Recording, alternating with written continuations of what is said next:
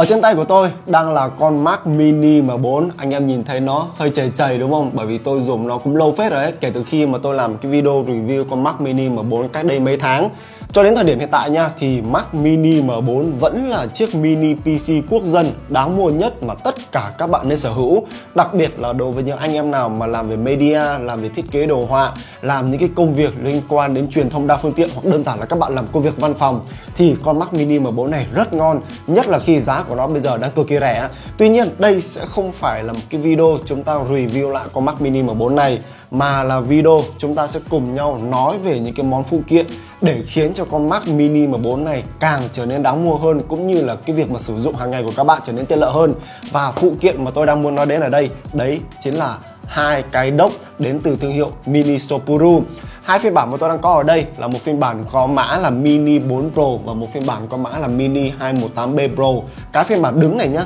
thì nó sẽ có thêm một cái phiên bản Max nữa, nhưng mà phiên bản mà tôi đang giới thiệu ở đây là phiên bản Pro. Mức giá của nó sẽ rẻ hơn.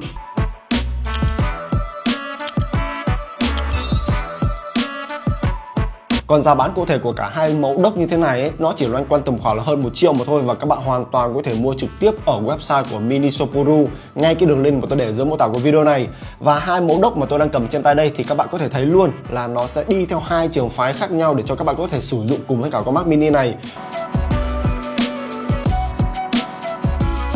Tiên, đây là phiên bản Mini 4 Pro. Với phiên bản này thì có lẽ là các bạn cũng đã nhìn thấy có rất là nhiều những cái dock cho Mac Mini M4 ở ngoài kia cũng có một cái phong cách thiết kế tương tự như thế này. Về mặt thiết kế nhá, thì cá nhân tôi cực kỳ chiêm ưng với mẫu dock này luôn, bởi vì nó có thiết kế rất là đơn giản và gọn nhẹ. Và với một cái phong cách thiết kế theo dạng hình vuông như thế này thì đây là một sự lựa chọn cực kỳ tuyệt vời đối với những anh em nào chỉ đơn giản muốn đặt con Mac Mini M4 của chúng ta lên trên như thế này. Thế là xong. Nó rất là gọn, nó rất là tiện. Tất cả những cái góc cạnh đường bo cong của cái dock này nhá là nó làm vừa khít với cả con Mac Mini M4 này luôn, sinh ra chỉ dành riêng cho Mac Mini M4 mà các bạn. Vậy nên là về mặt thiết kế thì cá nhân tôi đánh giá rất cao về cái khoản gọn nhẹ cũng như là sự đơn giản của nó mang lại. Họ cũng đã rất tinh tế khi mà khoét một cái đường cong ngay đây. Đấy, vị trí này cũng chính là cái vị trí của cái nút nguồn trên con Mac Mini M4 luôn. Nhờ đó khi mà các bạn đặt con Mac Mini M4 lên như thế này ấy, thì chúng ta hoàn toàn có thể dễ dàng luồn ngón tay vào bên trong để ấn bật tắt cái nút nguồn này. Mặc dù là rất ít khi chúng ta ấn vào cái nút nguồn này của con Mac Mini M4 nhá,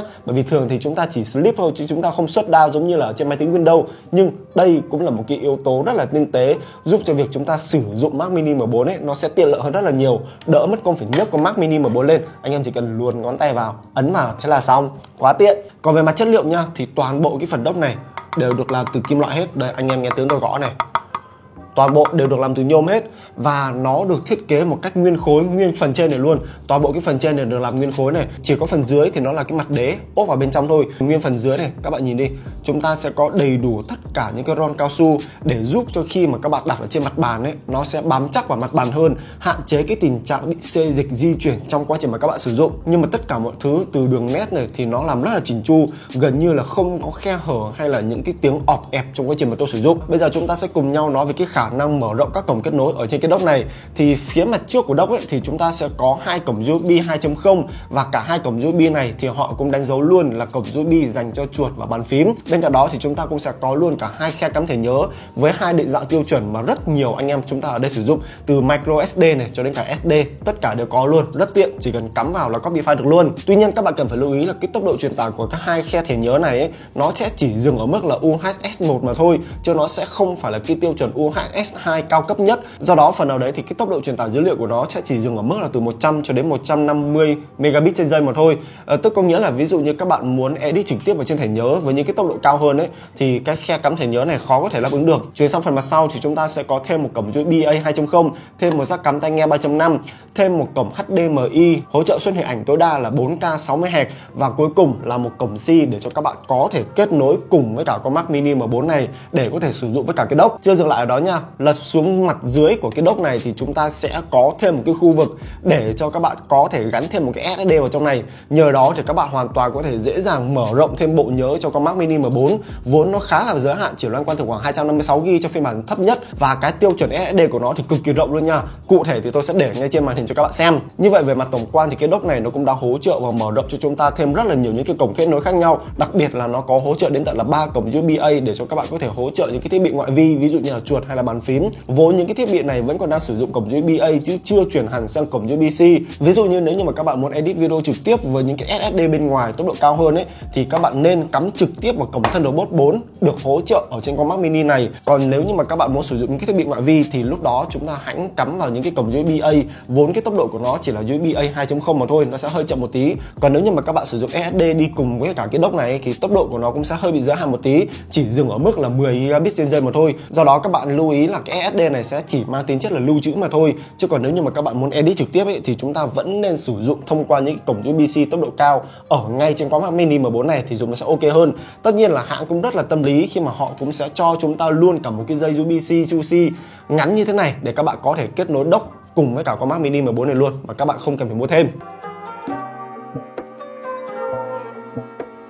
Phiên bản số 2 mà tôi muốn giới thiệu với các bạn đấy chính là phiên bản Mini Saporu với mã là Mini 218B Pro. Cái mã này khó đọc VL. Cái mã này nó sẽ có một cái thiết kế khác hẳn hoàn toàn so với cả mã Mini 4 Pro này luôn. Bởi vì giờ đây với phiên bản này thì các bạn sẽ có một cái cách thức đặt con Mac mini lên kiểu khác, đấy chính là đặt theo kiểu dạng dọc nằm đứng lên như thế này. Với cái kiểu như thế này ấy, thì sẽ có một vài bạn cảm thấy thích bởi vì nhìn nó sẽ gọn gàng hơn, nhưng mà với cá nhân tôi thì tôi không thích cho lắm, bởi vì về mặt chiếm diện tích không gian nhá thì nó cũng tương tự như là cái mã này thôi các bạn ạ. Hai cái nó y chang nhau, chỉ có cái khác một tí đấy chính là các bạn đặt nằm dọc lên như thế này thì có một cái lợi thế đấy chính là nó sẽ giúp cho cái khả năng tản nhiệt tốt hơn, bởi vì nguyên một cái buồng tản nhiệt của con Mac mini M4 ấy nó sẽ đẩy ra bên hông chứ nó sẽ không bị đẩy xuống dưới nữa. Nhờ đó thì đối với những anh em nào làm tác vụ nặng, khi mà quạt của nó chạy mắc công suất ấy thì nó cũng sẽ tản nhiệt tốt hơn cho con Mac mini M4. Còn về khoản thiết kế thì Mini Saporu phiên bản này nó cũng tương tự như phiên bản kia luôn. Toàn bộ phần khung chúng ta đều được làm từ kim loại hết. Tất cả chi tiết đều được làm từ kim loại các bạn ạ, không có một chi tiết nào được làm bằng nhựa cả.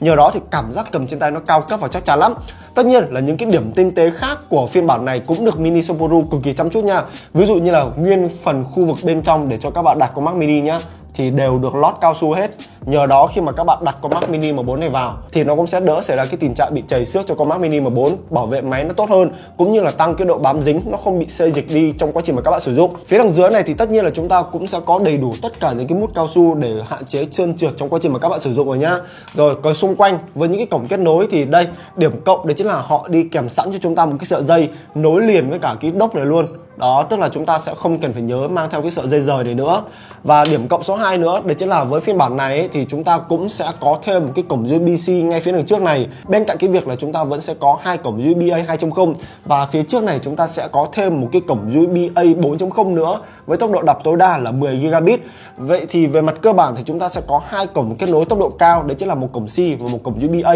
đều có tốc độ đọc tối đa là 10 gigabit. Phía mặt dưới này thì chúng ta vẫn sẽ có hỗ trợ khe mở rộng SSD tương tự như phiên bản kia luôn, và tốc độ tối đa của nó cũng sẽ dừng ở mức là 10 gigabit trên giây mà thôi. Phía mặt trước chúng ta cũng sẽ có luôn cả hai khe cắm thẻ nhớ, hỗ trợ luôn cả micro SD và thẻ SD bình thường. Đấy, nói chung là về mặt thông số liên quan đến thẻ nhớ này hay là SSD thì nó tương tự như là cái phiên bản Mini 4 Pro này. Tất nhiên là phía đằng trước này chúng ta cũng sẽ có luôn cả jack cắm tai nghe 3.5 nhá. Nhờ đó thì cái việc mà các bạn kết nối tai nghe khi mà các bạn muốn giấu dây ấy nó cũng sẽ tiện lợi hơn so với cả cái jack cắm tai nghe ngay phía mặt trước ở trên con Mac mini M4 thì tôi thấy thiết kế của nó không hợp lý cho lắm. Tuy nhiên nếu như mà các bạn để nãy giờ ấy thì cái phiên bản này chúng ta sẽ không có cổng HDMI 4K 60Hz giống như là phiên bản Mini 4 Pro này, mà để có được cái cổng đấy các bạn sẽ cần phải mua phiên bản Mini 218B phiên bản Max nha. Nhưng mà tất nhiên rồi, mức giá của nó cũng sẽ mắc hơn. Hơn nữa một cái điểm mà cá nhân tôi thấy là rất nhiều anh em phàn nàn khi mà sử dụng cái phiên bản dạng đứng như thế này ấy, đấy chính là về tính thẩm mỹ thì nó sẽ không đẹp và gọn giống như là cái phiên bản dạng nằm như thế này.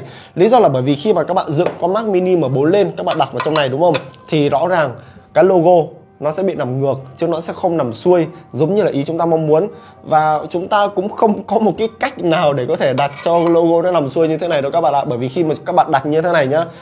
thì đồng nghĩa với việc là các bạn bị mất đi hai cái cổng USB-C như thế này rồi, và các bạn chỉ có thể đặt nằm ngang như thế này thôi. Đấy, mà đặt nằm ngang như thế này thì nhìn cái logo trông nó hơi xấu. Vậy nên là đối với những anh em nào bị OCD ấy, mà các bạn kiểu bày con Mac mini đặt trên cái dock này trên cái bàn làm việc của chúng ta thì nhìn đôi khi nó sẽ hơi khó chịu một tí. Nhưng mà đối với những anh em nào không quan tâm vấn đề này thì thôi kệ mẹ đi, cứ để lên trên bàn, quan trọng là nó hỗ trợ đầy đủ tất cả những cái cổng kết nối mà chúng ta cần thiết. Đó, về mặt cơ bản thì đây là video mà tôi giới thiệu cho các bạn hai cái dock đến từ thương hiệu Mini Saporu, một thương hiệu mà ở thời điểm hiện tại chưa bán trên hãng tại Việt Nam luôn nha. Các bạn muốn mua thì các bạn sẽ cần phải order ngay tại website ở bên nước ngoài. Cái này thì họ gửi cho tôi.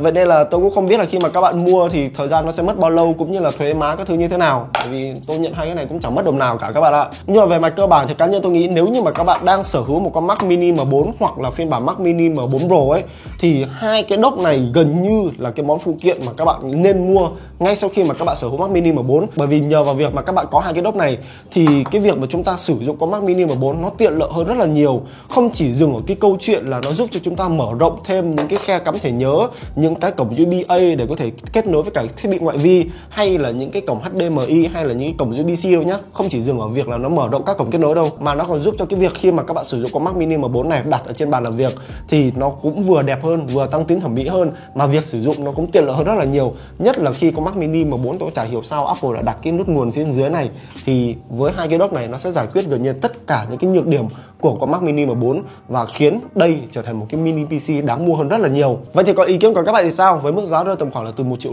cho đến 1,7 triệu chưa tính thuế nhá, thì các bạn có lựa chọn hai cái mẫu dock này đến từ thương hiệu Mini Saporu hay không, hay là các bạn sẽ lựa chọn những cái mẫu dock khác có mức giá rẻ hơn đến từ thị trường Trung Quốc? Cá nhân tôi nghĩ thì các bạn nên lựa chọn những cái mẫu dock này, bởi vì dùng nó yên tâm hơn, thiết kế đẹp mà cũng hỗ trợ đầy đủ tất cả các cổng kết nối, làm bằng kim loại đàng hoàng nữa, nhìn nó sang xịn mịn, tương xứng với cả giá trị của Mac Mini M4 hơn là mấy cái phiên bản ọp ẹp nhựa ngoài kia. Đấy, vậy nên là lời khuyên của tôi là các bạn vẫn nên mua. Mỗi tội là mua nước ngoài thì chờ hơi lâu, cũng như là thuế má các thứ hơi lằng nhằng một tí. Tạm biệt mọi người và hẹn gặp lại mọi người những video lần sau. Cảm ơn tất cả các bạn đã theo dõi video cũng như là đăng ký kênh nhé. Đăng ký nhiều nhiều và để tôi thoát khỏi công ty này.